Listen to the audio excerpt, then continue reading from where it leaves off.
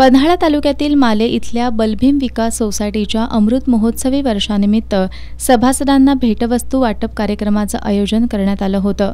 पालकमंत्री हसन मुश्रीफ, आमदार डॉक्टर विनय कोरे यांची या कार्यक्रमाला प्रमुख उपस्थिती होती। या कार्यक्रमात बोलताना आमदार डॉक्टर विनय कोरे यांनी शिक्षक बँकेच्या धर्तीवर सेवा संस्थांकडील कर्जदार शेतकऱ्यांचं कर्ज माफ करण्यासंदर्भात जिल्हा बँकेनं विचार करावा अशी सूचना केली। यावर बोलताना जिल्हा बँकेचे अध्यक्ष नामदार हसन मुश्रीफ यांनी आमदार विनय कोरे यांच्या सूचनेचा विचार करून त्याबाबत निर्णय घेण्याचं आश्वासन दिलं। सेवा संस्थांना आर्थिकदृष्ट्या सक्षम करण्यासाठी सदैव मदत करू अशी ग्वाही सुद्धा त्यांनी दिली। यावेळी मान्यवरांच्या हस्ते संस्थेच्या सभासदांना प्रातिनिधिक स्वरूपात भेटवस्तू वाटप करण्यात आलं। संस्थेचे अध्यक्ष विनोद पाटील यांनी संस्थेच्या अमृत महोत्सवी वाटचालीचा आढावा घेतला। सचिव तानाजी गिरवे यांनी संस्थेची आर्थिक उलाढाल आणि प्रगतीचा अहवाल सादर केला।